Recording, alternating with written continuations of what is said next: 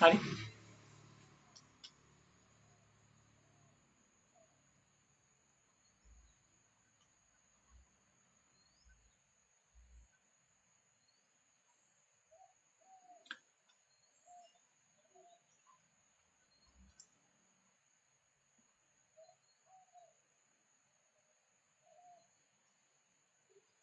හරිද? හසිනි මොකද උනේ?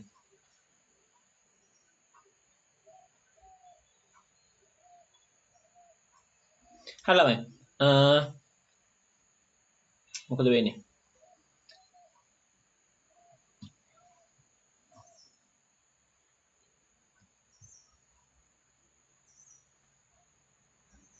හරි බලමු. දැන් අපි කතා කරන්නේ මේ ඒක පරමාණුක අයන වලින් සෑදෙන අයනික සංඝ නාමකරණය පළවෙනි අපි නීති රීති කියලා ලිව්වා. ඔයගොල්ලෝ ලියාගත්තනේ මේ නීති රීති කියලා. ගුමුණි ලියාගත්ත නේද නීති රීති කියලා?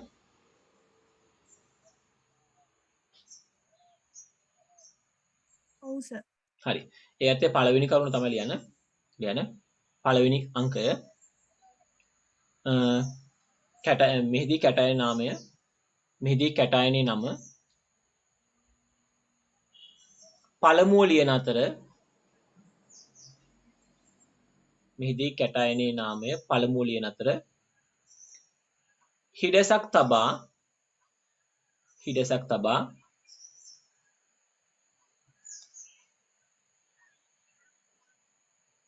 ඇනයනේ නාමය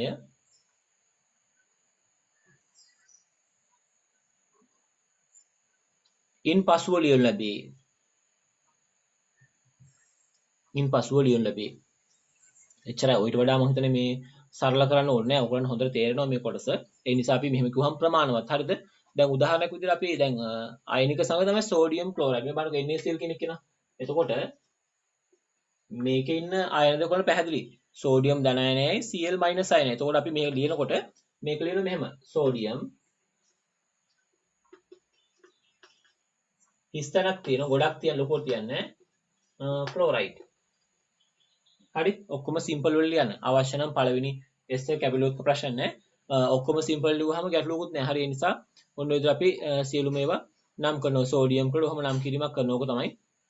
එතකොට අපි නාමය වෙන්නේ සෝඩියම් ක්ලෝරයිඩ්. මෙන්න මේ විදිහට අයනික සංඝ අපි සරලව කියන්න පුළුවන්. දැන් මැග්නීසියම් වලින් හැදෙනවා නම් මෙහෙම එක්කෙනෙක් මැග්නීසියම් MgF2. හරි MgF2 වල ළමයි මැග්නීසියම් ධන අයනය අපි ඒක මැග්නීසියම් කියලා කියනවා. මැග්නීසියම් හිස්තැන එක හිස්තැන තියෙන ගොඩක් තියන්නේ නැහැ. හිස්තැන තියලා ෆ්ලෝරයිඩ් FLUORIDE. හරි අකුරු තමයි හරියට තියෙන්න ඕනේ. අකුරක් හරි වැරදුනොත් එහෙම ලකුණු බිඳුවක් තමයි දෙන්නේ. හරි ඒ නිසා මේ අඩු කියන්නේ ලකුණු 5ක් දෙනවා නම් 5 එක්කෝන බිඳුව නම් බිඳුව. ඒක තමයි ඒ නිසා අතරමැද ලකුණු දෙන්නේ නැහැ. ඒ නිසා හරියටම ලියන එක හරි වැදගත්. අකුරු ඉගෙන ගන්න වැරදි කරනවා නම් ඒවා මේ හරියට හදා ගන්න ඕනේ දැන්. හරි. ඔන්න මැග්නීසියම් ෆ්ලුයිඩ් ඔහොම ලියන්න පුළුවන්. හරි. ඔය විදිහට. ඊට පස්සේ අපිට K2O. හරි. K2O. K කියලා කියන පොටෑසියම් ධනයක ඉන්නේ ඔක්සිජන් ඍණ දෙකේ ඉන්නේ. ඒතර මේක K2O කියන අයනික සංඝ මේක පොටෑසියම් ළමයි. පොටෑසියම් ලියනකොට POTASSIUM පොටෑසියම්. ඊට පස්සේ ඔක්සයිඩ්. හිස්තැනක් ඔක්සයිඩ්. මම දැන් ලියන්නේ ඔක්කොම සිම්පල් අකුරු වලින්. ඒතකොට මට ගැටලුවක් නැති වෙන්නේ නැහැ. මම එහෙම කරන්නේ. හරි? එහෙම.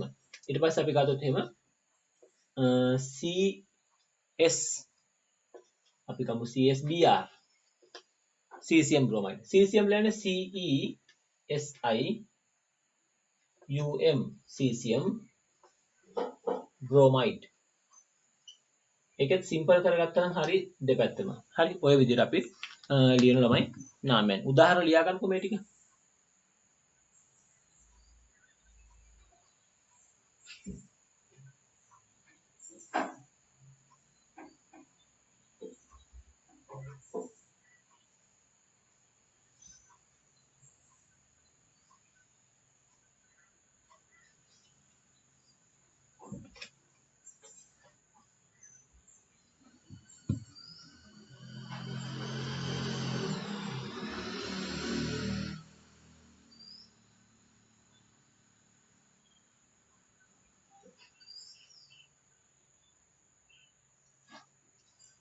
හරි මේ ටික ලියාගත්තානේ.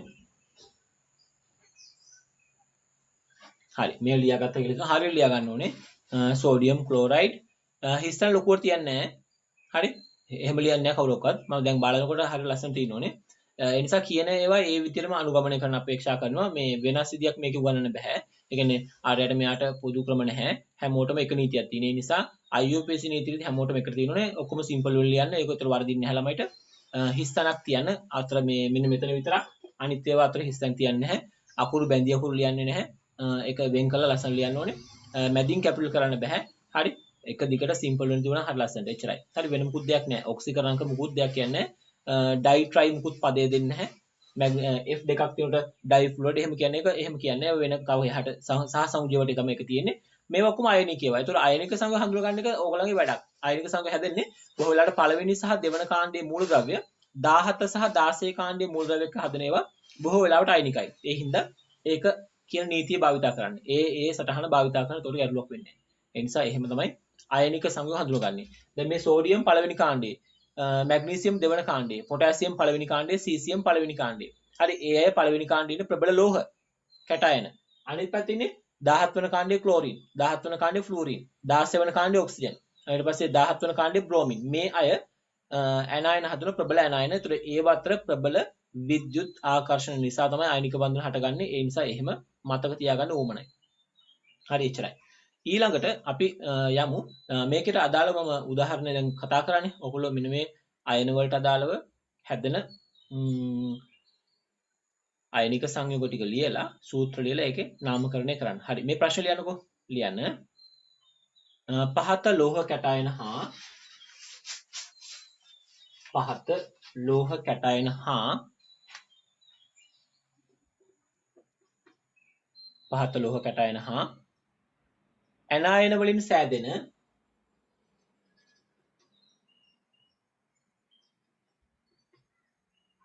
ඇනායන වලින් සෑදෙන සරල අයනික සංයෝගවල සූත්‍ර ලියා සරල අයනික සංයෝගවල සූත්‍ර ලියා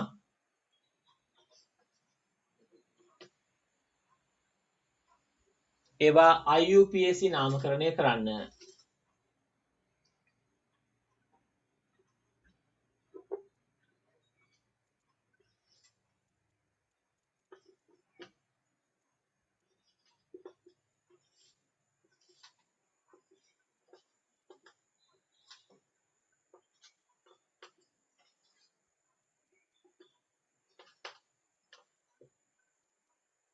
හරි. මේ බලන්නකො මේක ලියාගත්ත නැත්නම් තාම හරි. මෙන්න මේ වගුවක් මම දුන්නේ. මේ වගුව මේ දැන් මෙහෙම හැදෙන්නේ. හරි තමයි. වගුව පොඩ අහගන්නකො මුලින් කරගන්න සම්පූර්ණ කරන විදිය. මේකේ මේ ලෝහ පළවෙනි කැටයන ලිතියම් තියෙන. හරිද?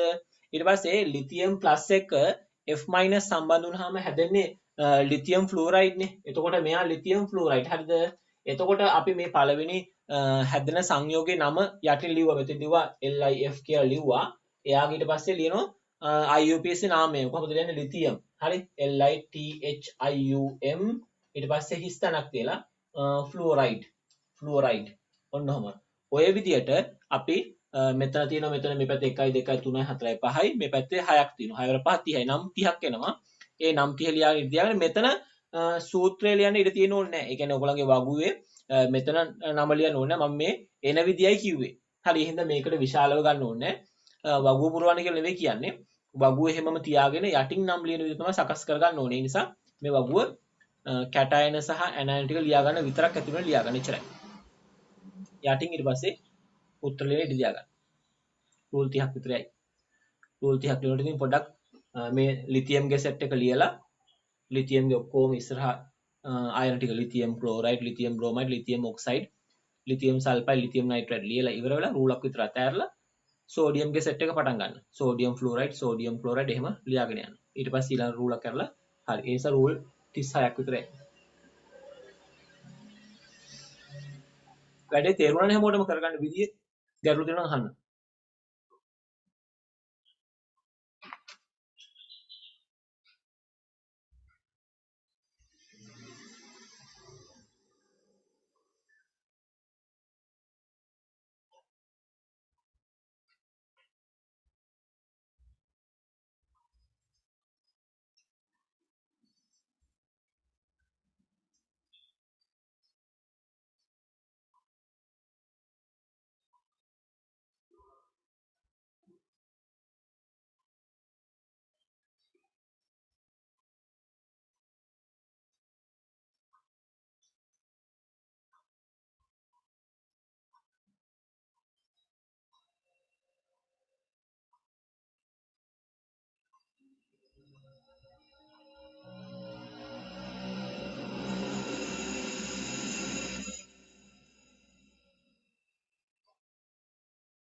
හරි වගුව හදා ගන්න පස්සේ ලියා ගන්න පළහැට lithium plus sodium plus K plus magnesium 2 plus calcium 2 plus ඉස්සරහ ලියා ගන්න F minus Cl minus Br minus O2 minus S2 minus N3 minus nitrogen 3 minus එකක් තියෙන. හරි. එහෙම ලියා ගන්න. හරි. වගුව ගහ ගන්න හරියට ගෙදරදී ඊට පස්සේ යටින් ඊට දින රූල් 36ක් විතර. හරි. ඊළඟට ලියන්න මම කියන එක. ලියන්න.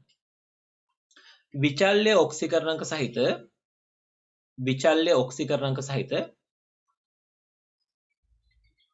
විචල්්‍ය ඔක්සිකරණක සහිත සරල ලෝහ කැටයන නාමකරණය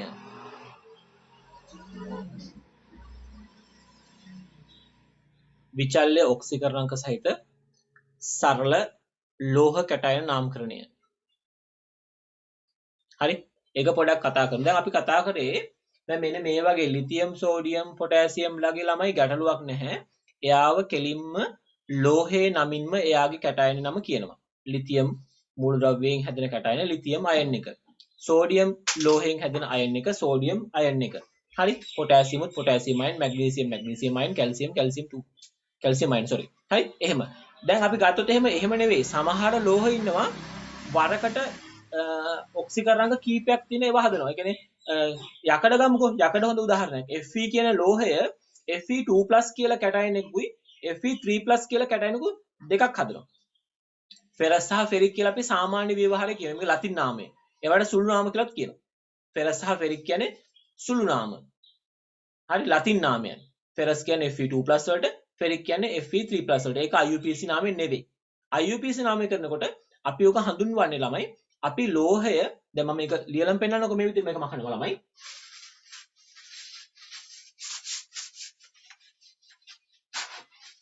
හරිද මම ගන්න යකඩ වල Fe2+ කියලා අයන එකක් තියෙනවා Fe3+ කියලා අයන එකකුත් තියෙනවා හරි සාමාන්‍ය ව්‍යවහාරයේ කියන සුළු නාමය තමයි මේකට ෆෙරස් කියලා කියනවා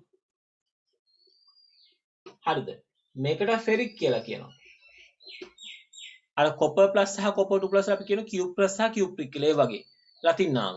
නමුත් එහෙම කරන්න බෑ මොකද සමහරවිට අයන කීපයක් ආවොත් කොහොමද නම් කරන්නේ? අස් ප්‍රත්‍ය සහ ඉක් ප්‍රත්‍ය දෙක හැමතිස්සෙම හරියන්නේ නැහැ. ඕගොල්ලන්ට පේන මෙතන මේ ෆෙරස් සහ ෆෙරික් කියලා මූලද්‍රව්‍යයේ නම හැදෙන්නේ අස් ප්‍රත්‍ය තමයි මේ ධන අඩු අයනෙට. ඒ කියන්නේ අඩු ආරෝපණයක් තියෙන අයනෙට අස් ප්‍රත්‍යයේදීමත් වැඩි ආරෝපණයක් තියෙන අයනෙට ඉක් ප්‍රත්‍යයේදීමත් තමයි ඔය ලතින් නාමකරණයේදී සිදු වෙලා තියෙන්නේ. ඒ නිසා ෆෙරස් ෆෙරික් කියන්නේ ඉහළ ඔක්සිකරණාංකය තමයි ෆෙරික් කියලා කියන්නේ ෆෙරස් කියන්නේ අඩු ඔක්සිකරණාංකය. ඔය විදිහටම කොපර් ගාතොත් ළමයි කොපර්ටක් තියෙනවා කොපර් ප්ලස් කියලා එකක් තියෙනවා කොපර් 2+ කියලා එකක් තියෙනවා. කොපර් ප්ලස් එක හඳුන්වනවා Q+ කියලා. මේක Q+. හරි. මෙයා Q-prick. ඔහොම නම් කරනවා. ඔය ලතින් නාම. හරිද? Q+Q-prick. ඒතකොට එහෙම තමයි යන්නේ. ඊට පස්සේ ඔහොම ගත්තම SN2+ කියලා එකක් තියෙනවා. SN4+ කියලා එකක් තියෙනවා. SN2+ හඳුන්වනවා මොකද මේ SN කියන්නේ සාමාන්‍ය විදිහට මේක ටින් කියලා කියන්නේ.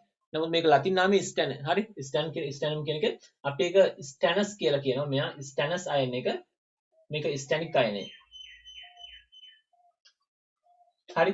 මේවා ලතින් නාමයන්. ඒ කියන්නේ අපි සුළු නාම කියලා කියන මේවා තමයි සුළු නාම කියලා හඳුන්වන්නේ. නැත්නම් ලතින් නාම. හරි? හරි? ඔන්න ඔහොම. නමුත් IUPAC නාමය ඊට වඩා වෙනස්. IUPAC නාමය. IUPAC නම් කිරීමකදී කරන්නේ මොකක්ද දන්නවද? මේ ලෝහයට දැන් කියන ඉංග්‍රීසි නාමය තියෙනවනේ. දැන් ළමයි මේ ඉස්සර තමයි මේක ෆෙරම් කියලා කියන්නේ. ෆෙරම් කියලා කියන අදහස තමයි Fe කියලා සංකේත දාලා තින්නේ. හරි? ඒතර ලතින් බලපෑම හිතා ගන්න පුළුවන් මේ මූලද්‍රව්‍ය වලට. හරි? දැන් අපි මේකට කියන්නේ මේ ෆෙරම් කියලා නෙවෙයිනේ. මොකද්ද මේ Fe වලට කියන්නේ? අයන් කියලානේ. IRON අයන් කියලා හඳුන්වනවා මේ ලෝහය. හරිද? මේක අපි කියුප්‍රම් එක මේ කොපර් කියන අදහස් කරන කොපර්. හරි? කියුප්‍රම් කියන කොපර් කියලා කියන. ඊට පස්සේ මේක ටින් කියලා හඳුන්වනවා. සම්පූර්ණයෙන්ම සංකේත වෙනස් එහෙම බැලුවන් පස්සේ. නමුත් එහෙම තමයි අද නාමයන් වෙන ඉංග්‍රීසි නාමය. අන්න ඒ ඉංග්‍රීසි නාමයත් එක්ක අපි එකතු කරනවා මේ කොළන්ගේ ඔක්සිකරණාංකය. අන්න ඒක තමයි ඉගෙන ගන්න තියෙන්නේ. දැන් උදාහරණයක් මෙයාගේ ඉංග්‍රීසි නාමය අපි මේ අයන් නේ. ඒ නිසා අපි අයන් IRON කියලා ලියලා හරි IRON කියලා ළමයි ලියලා ඊට පස්සේ අපි හිස්තනක් තියන්නේ නැතුව සුළු වරහණක් තුල හරි සුළු වරහණක් තුල මෙයාගේ ඔක්සිකරණාංකය අපි ඉදිරිපත් කරනවා කොහොමද? ඔක්සිකරණාංකය ලියන්නේ කොහොමද? ඔක්සිකරණාංකය ලියන්නේ මොන අකුරෙන්ද? හින්දු අරාබි ඉලක්කමින්ද රෝම ඉලක්කමින්ද? අපි දැන් රෝම ඉලක්කමින්. හරි රෝම ඉලක්කමින් දෙක කියලා දානවා. iron 2 හරි iron 2 හිස්තනක් තියලා දැන් iron කියලා ලියනවා. ඊට පස්සේ මෙහෙම ION කොහොම. එතකොට මෙයාට හිමි වෙන නම තමයි iron 3 iron කියන එක. හරි කොහොම IRON තුන ලිව්වා වරහන් තුල ඊට පස්සේ හිස්තනක් කියලා iron කියලා ලියනවා. iron 3 iron. මෙයා copper 1 iron මේක copper 2 iron. ඒ විදිහට තමයි නාමයන් පෙළ ගැස්සෙනවා. හරි copper ලියනකොට COPPER copper හරි එහෙම ඩබල් P යෙදෙන copper වලට හරි copper 1 copper 2 කියලා යෙදෙනවා ඊට පස්සේ මේක tin 2 tin 3 කියලා tin 4 කියලා යෙදෙනවා හරි එහෙම තමයි තියෙන්නේ හරි අපි පොඩක් හඳුනලමු මේ කොටස් පැහැදිලි කියලා හිතනවා අපි හඳුනන නාමයෙන් කරන විදිය හරි ලියන්න මෙහිදී විචල්්‍ය ඔක්සිකරණාංක සහිත ඉංග්‍රීසි නාමය සමග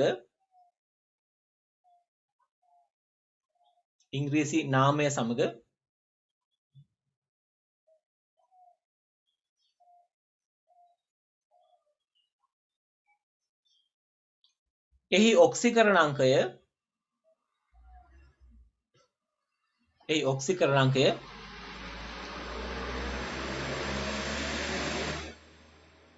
රෝම කැපිටල් අකුරෙන්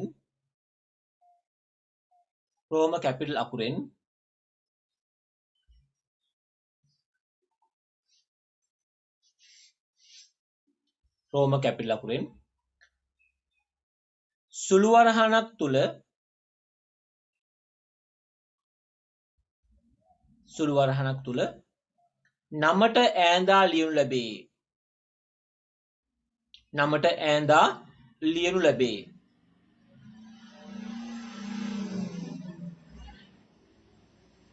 ඉන් පසුව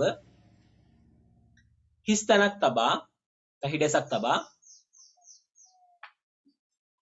අයන් ලෙස අවසන් කරයි.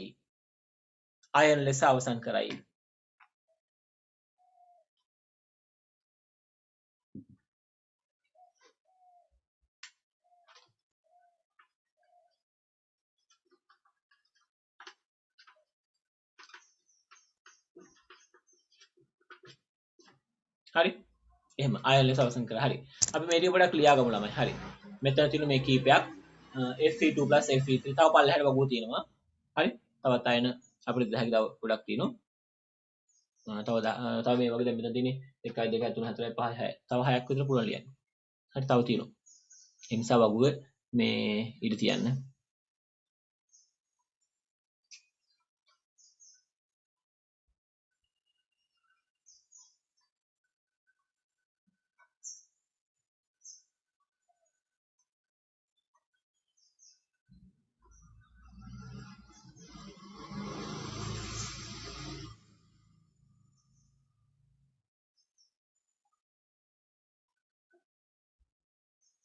හරි මේක ඔයගොල්ලෝ ලියන්න මේ copper 2 කියලා ලියා ගන්න මම මේ tin එක ලියනවා tin 2 හිස්තන කයන් ඔයගොල්ලෝ ඊළඟට ලියන්න හරි මම උඩේව මකනවා දැන් මෙන්න මේකේ ළමයි කොහොම වෙන් කරගන්න තීරු තුනකට හරි මුලින්ම තියෙන කැටායනය ඊට පස්සේ ලතින් නාමය නැත්නම් සුළු නාමය ඊට පස්සේ IUPAC නාමය තීරු තුන එහෙම සකස් කරගන්න මුලින්ම තියෙන Fe2+ කියලා. එයාගේ සුළු නාමය ferrous කියන එක ඉස්සරහින් ferrous තියෙනවා. ඊට පස්සේ IUPAC නාමය iron 2 ඉස්තනක් iron 2 iron ඊට iron 3 iron ඊපස්සේ copper 1 iron ඊට පස්සේ copper 2 කියලා හොල් ලියා ගන්න ඕනේ. ඊට පස්සේ tin 2 iron tin 4 iron ලියා ගන්න ඕනේ. මම ඊළඟ එක ලියනවා.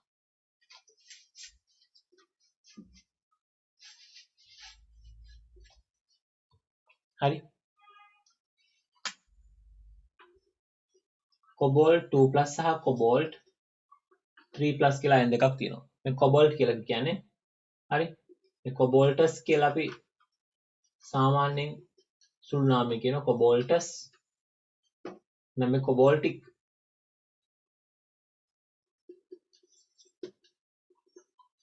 හරි කොබෝල්ටස් කොබෝල්ටික්. ඔයගොල්ලෝ දන්නවා ලියනකොට මෙයාගේ ලියන්නේ කොබල්ට්. COBALT කොබල්ට් 2 අයන්. එන ඊළඟ කෙනා කොබල්ට් 3 අයන් සම්පූර්ණ කරගෙන මාත් එක්කම කරගෙන යන්න.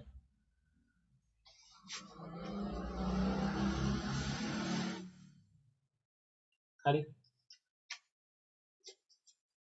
Pb2+ Pb4+ අයන දෙක. මේක ප්ලම්බර්ස්. මේක ප්ලම්බික්. හරි. අපි මේකට කියන්නේ lead LEAD lead 2 iron. අන්ට කියන lead 4 iron.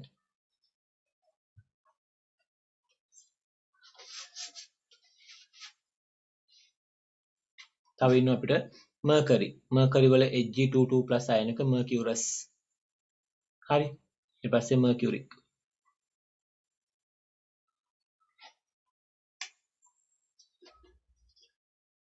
Hg2 2+ mercurous. Hg වල 2+ කියලා තවයක් කියනවා. ඒක mercuric. හරිද? අපි ලියනකොට ළමයි mercury MECURY. mercury 1 කියන අයන තමයි මුලින්ම තියෙන්නේ. ඊට පස්සේ mercury 2 අයන එක. මම ගත හැකි. හරි තවත් අයන මම කීපයක් දෙනවා.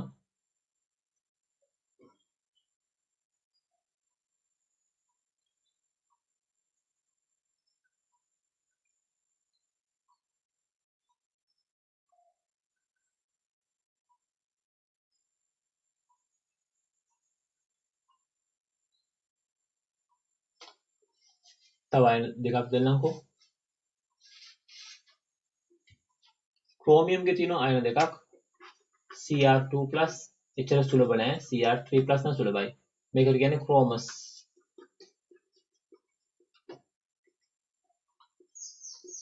මේක chromic.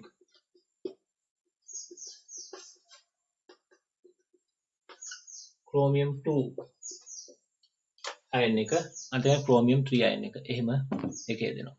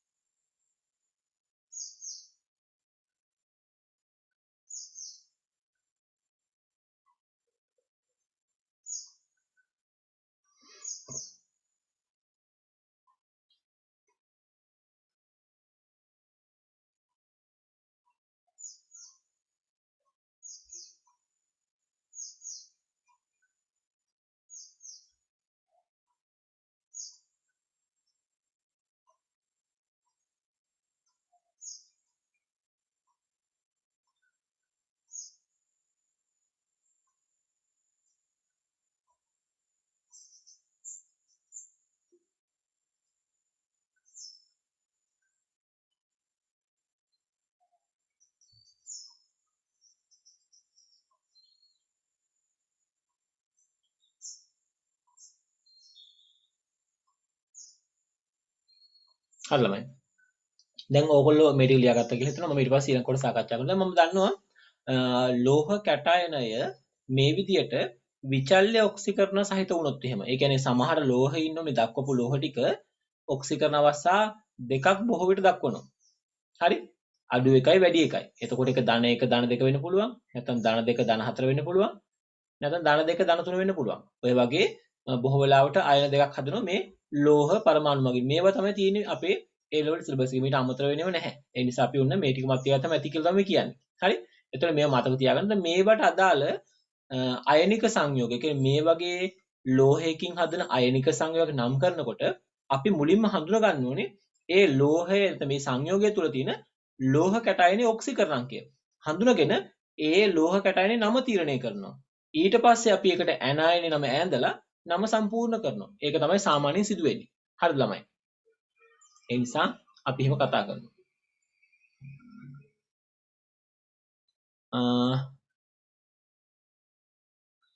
කවිෂ්ක දැන් අපි මේ නාමකරණය ගැන කතා කරේ. කවිෂ්ක දැන් දාවේ. හරි අපි නාමකරණය ගැන මේ කතා කරේ. නාමකරණය අපි කොටස් දෙකක් තමයි සාකච්ඡා කරමින් ඉන්නේ. පළවෙනි කොටස අපි නාමකරණය සාකච්ඡා කරමු. මුලින්ම මේ රිවයිස් කරලා පාඩම කොටස මම මේ වීඩියෝ එක දාන්නම්. එහෙමනම් ගැටලුවක් නම් මුල් ටික දාන්නම්. මේ YouTube එකට දාන්න පුළුවන් ගැටලුවක් නැහැ. මේ මොකද කියන්නේ? අපි නාමකරණයේ කොටස් දෙකක් සාකච්ඡා කරේ. පළවෙනි එක අපි සරල සංයෝග නාමක සරල අයනික සංයෝග නම් කරන දැන් සෝඩියම් ක්ලෝරයිඩ් වගේ නම් කරන විදිහ කියලා දුන්නා. දැන් කියලා දෙන දෙවෙනි කොටස. දැන් මෙතන අහගන්න. හරි? මම මේ කී ඉන්නේ සාමාන්‍යයෙන් මේ D ගුණුවේ නැත්නම් ගොඩක් මේ P ගුණුවේ තියෙන මේ සමහර ලෝහ නැත්නම් මේ සමහර මූලද්‍රව්‍ය අයන දෙකක් හදනවා. ධන අයන දෙකක් හදනවා. හරි? දක්ව කීපයක්. ඒ හදන අවස්ථාවවලදී අපි ඒක ඉදිරිපත් කරන එක නම ලියන්නේ ලෝහයේ නම ලියලා එයාගේ ඔක්සිකරණ අංකය සුළු වරහණක් තුල රෝම කැපිටල් අකුරින් ලියනවා. හරි? ඒක ඇඳලා ලියන්නේ. ඒවැ හිඩස් තියන්නේ නැහැ. ඊට පස්සේ හිඩසක් තියලා අයන් කියලා අවසන් කරනවා. දැන් ක්‍රෝමියම් 2+ අයන එක ලියන්නේ ක්‍රෝමියම් කියලා ලියලා 2 කියන එක ලියන රෝම කැපිටල් අකුරින් සුළු වරහණක් තුල අයන් කියලා අවසන් කරනවා. ඔය විදිහට අපිට පුළුවන් විචල්්‍ය ඔක්සිකරණ අංක තියෙන අය පමණක් ලියන්න. ඔහොම ලියන්නේ විචල්්‍ය ඔක්සිකරණ අංක තියෙන අය පමණයි. ඒ නිසා මතක තියාගන්න ඕමනයි මේ අයව. මොකද මේගොල්ලෝ විචල්්‍ය ඔක්සිකරණ අංක හදනවා. ඒ හින්දා අපිට සංයෝගයක් දුන්නාට පස්සේ අපි දැනගෙන තියෙනුනේ මේකේ ලෝහ කැටයනය විචල්්‍ය ඔක්සිකරණ අංක හදන කෙනෙක්. මේක එහෙම නෙවන කෙනෙක් කියලා තේරුම් ගන්න. අපි අන්න ඒක තේරුම් අරගෙන තමයි නාමකරණය කරන්න හදන්නේ. හරි? හරි. ඊට පස්සේ මාතෘකාව ලියන්න. හරි මාතෘකාව ලියන්න. විචල්්‍ය ඔක්සිකරණ අංක සහිත විචල්්‍ය ඔක්සිකරණ අංක සහිත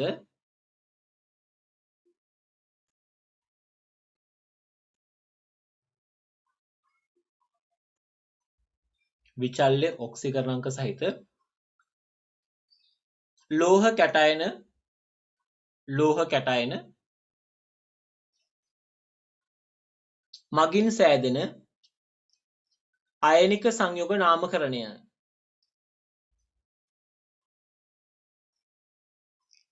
විචල්්‍ය ඔක්සිකරණ අංක මගින් සෑදෙන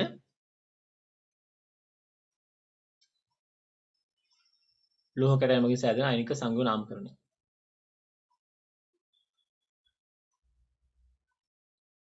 හරි? විචල්්‍ය ඔක්සිකරණ අංක සහිත ලෝහ කැටයන මගින් සෑදෙන අයනික සංයෝග නාමකරණය. හරි.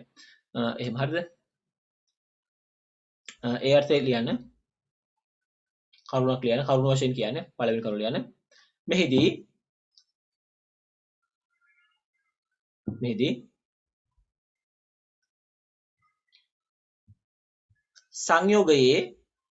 සංයෝගයේ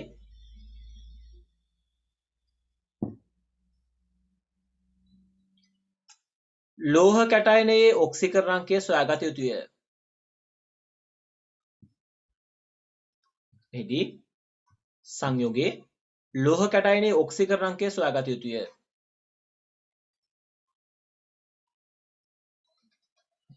ඔක්සිකරණ අංකය සොයාගත යුතුය. ඉන්පසුව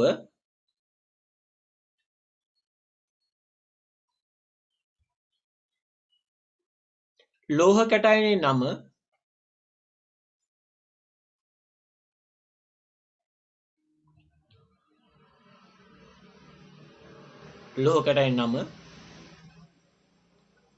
එහි ඔක්සිකරණ අංකය සමග ලියා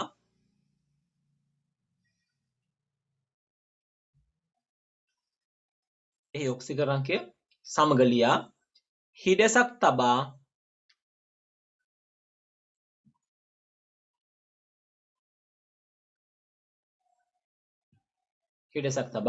ඉන්පසුව ඇනයනයේ ලියනු ලැබේ.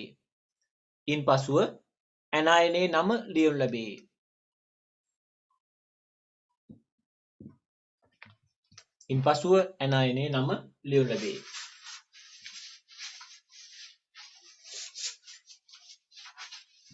හරි? ඉන්පසුව ඇනයනයේ නම ලියනු ලැබේ. උදාහරණයකට අපි ගත්තොත් දැන් යකඩවල තියෙනනේ යකඩිම යකඩවලින් කියලා දෙනකො Fe වල තියෙන ළමයි මේ Cl2 කියලා එක්කෙනෙක්. හරි. ඒතකොට මේකෙදි ඕගොල්ලෝ මුලින්ම තේරුම් ගන්න ඕනේ මේ Fe කියන එක්කෙනාගේ ඔක්සිකරණකය. ඒකට ඕගොල්ලන්ට වැදගත් වෙන කලින් කියපු නීති රීති. හරිද? අපි අදත් මතක් කරා මෙතන ඕගොල්ලෝ දන්න මේ Cl ඉන්නේ ඍණ එකේ. හරි? එතකොට මේක මෙහෙම වෙන් කරොත් මම මේක සරල වෙන් කරලා කියලා දෙන්නම්. හරි? මේක මෙහෙම වෙන් කරොත් එහෙම Cl ගේ දෙන්නෙක් ඉන්නවනේ. Cl ගේ සංයුතාව සාමාන්‍ය එකනේ. ඒ නිසා ක්ලෝරින් ඍණ එකේ දෙන්නෙක් මෙතන ඉන්නවා කියලා අපි තේරුම් ගන්නවා. එහෙනම් ඍණ එකේ දෙකක් කියලා කියන්නේ ඍණ දෙකක්. ඕක බැලන්ස් වෙන එහා පැත්තේ නම් කීයක් තියෙනවනේ? ධන දෙක. එහෙනම් මෙයාගේ ඔක්සිකරණකේ ධන දෙක බව ඔතනින් තහවුරු කරගත හැකි. ඔන්නේ විදිහට සරලව එයාගේ ඔක්සිකරණකේ තහවුරු කරගන්න. ඊට පස්සේ අපි ආව නාමකරණය කරමු. ඒක නාමකරණය කරනකොට මුලින්ම මම ලියනවා මේ Fe වල නම අයන්. හරි? අයන් කියලා ලියනවා. අයන් කියලා ලියලා ඔක්සිකරණක කියලා ලියනවා සුළු වරහණක් තුල රෝම කැපිටල් අකුරෙන්. හරි? මෙහෙම. දෙකනේ. ඔන්න ඔහම ලියනවා සුළු වරහණක් තුල. ඊට පස්සේ හිස්සනක් තියලා ඇනයිනේ නම. ඇනයින් නාමක අපි කලින් කරා ඒක ක්ලෝරයිඩ්. ඒ නිසා iron 2 ක්ලෝරයිඩ් කියලා අවසන් කරනවා. කොහොම තමයි යාගේ නම ලියන්නේ. මෙයාගේ තව එකක් කියනවනේ FeCl 3 කියලා. එතකොට ඒකෙදි ඔයගොල්ලෝ තේරුම් ගන්න ඕනේ Cl 3ක් කියන්නේ ඍණ එකේව 3ක්. ඒ හින්දා මේක ධන 3 ඔක්සිකරණකේ පසු වෙන බව තේරුම් ගන්න එක දන්නවනම් ඔහොම ලියන්න ඕනේ නැහැ. දන්නේ නැත්නම් හොයාගන්න කියලා කියන්නේ. හරි? ඊළඟට ඔයගොල්ලෝ කරන්නේ මෙයාගේ නම ලියනකොට iron 3 ක්ලෝරයිඩ්. කොහොමද දක්වන්නේ? ඔය විදිහට තමයි යන්නේ. හරි? මේ උදාහරණයක ලියන්නකෝ.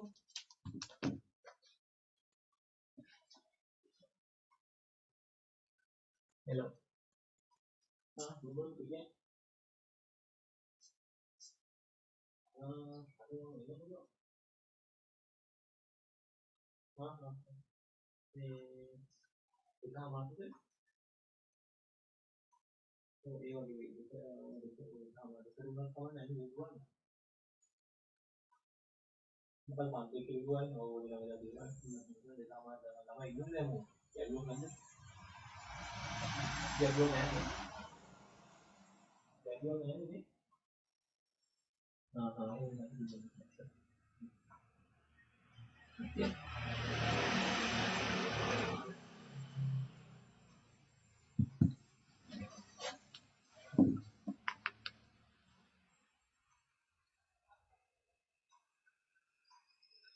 හරිද? එතන මේකෙදි අයන් 2 සහ අයන් 3 විතරයි වෙනස් වෙන්නේ. ක්ලෝරයිඩ් කියන එක දෙකටම පොදු එක.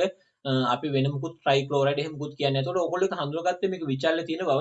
මේ Fe කියන එක කියන අපි කලින් දීපු සටහනේ හිටපු කෙනෙක්. ඒ නිසා Fe කියන එක කියන ධන 2 සහ ධන 3 කියන එක මතක තියාගෙන ඉන්න ඕනේ. ඒක තමයි විශේෂ දේ. හරි? එහෙම. ඒ මතකයෙන් තමයි වැඩේ කරන්නේ. හරි. මම ඊට පස්සේ ඊළඟට යනවා.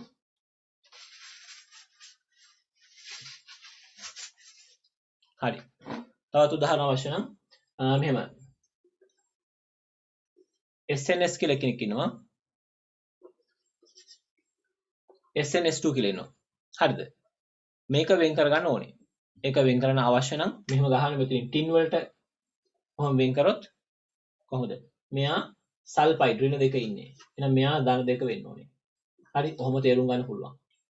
හරි? මෙතන ඍණ දෙකේ දෙන්නෙක්. එහෙනම් මෙතන ධන 4 වෙන්න ඕනේ. ඔය විදිහට අපිට ටින් වල ඔක්සිකරණක හොයාගන්න පුළුවන් කැමති අයට. හරිද? කොහොම හොයාගන්න. ඊට පස්සේ නාමකරණය කරන්න. හරි? ඒතකොට අපි ලියනකොට කරන්නේ මාත් එක්කම කරන්න. ඊට පස්සේ අපි ලියන්නේ කොහොමද? SN ලගේ නම ටින්. හරි? ටින් කියලා. TIN tin. ඊට පස්සේ එතනම ඈඳලා සුළු වරහන් තුලින් ඒක ඔක්සිකරණකේ ධන දෙක බව ටින් 2. ඊට පස්සේ හිස්තැනක් තියලා සල්ෆයිඩ් කියලා ලියනවා. සල්ෆයිඩ්. එච්චරයි. Tin 2 sulphide. ලියන්න.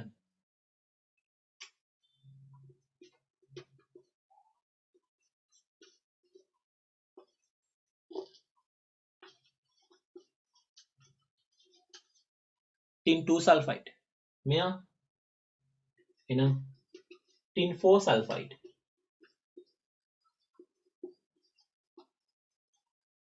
හරි SNS කියලා කියන්නේ tin 2 sulfide SNS2 කියන්නේ tin 4 sulfide ඒ විදිහට tin ගේ සල්ෆයිඩ් දෙකක් තියෙනවා හරි එහෙම මේවා භාවිතා වෙන ඒවා හරි අපි ඒක කතා කරන්නේ හරිද හරි උදාහරණ හතරක් දුන්න ප්‍රමාණවත්. ඊට පස්සේ මම ප්‍රශ්නයක් දෙනවා. ඒකත් අර කැටයන් සහ ඇනයන් එකතු කරලා කරන අර කලින් කරපු එක වගේ එකක්. ලියන්නකෝ මේ ප්‍රශ්නය. ලියන්න මම කියන එක ලියන්න. පහත විචල්‍ය ඔක්සිකරාංක සහිත පහත විචල්‍ය ඔක්සිකරාංක සහිත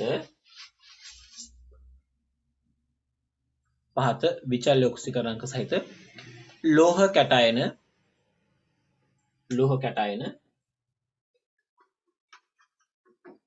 හා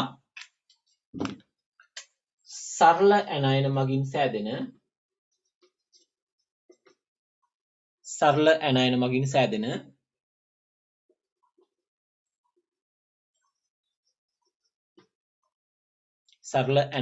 සෑදෙන අයනික සංයෝගවල සූත්‍ර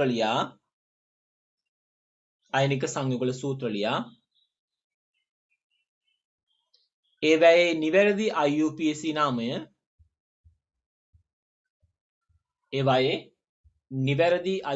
නාමය ඉදිරිපත් කරන්න.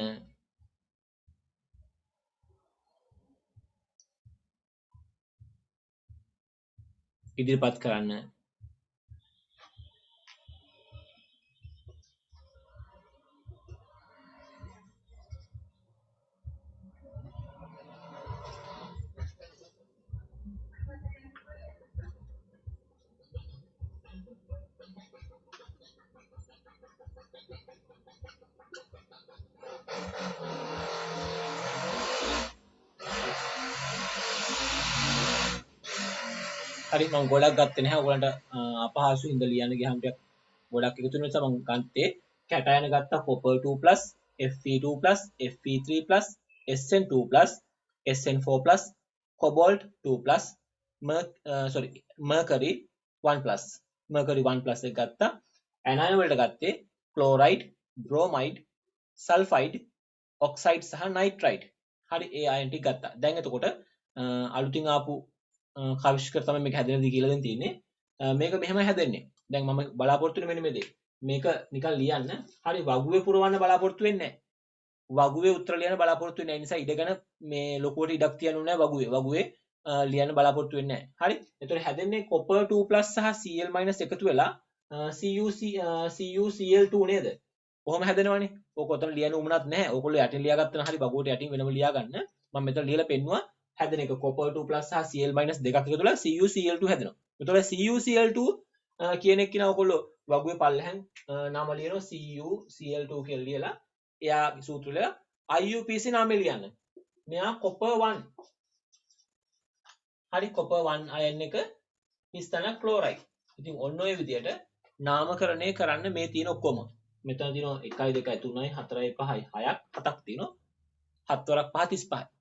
ඒ නිසා මුලින්ම copper ගේ තියෙන සෙට් එක 1 2 3 4 5 තියෙන copper 1 chloride, copper 1 bromide. මෙතන මේ copper 2 එක තියෙන. මම කිව්වා 1 2 හරි CuCl නෙමෙයි CuCl2 නේ. එතන මේ copper 2 හොඳේ. ඔව්. මෙතන copper 2 ගේ සෙට් එකක් තියෙනවා. ළමයි copper 2 වල chloride තියෙනවා, copper 2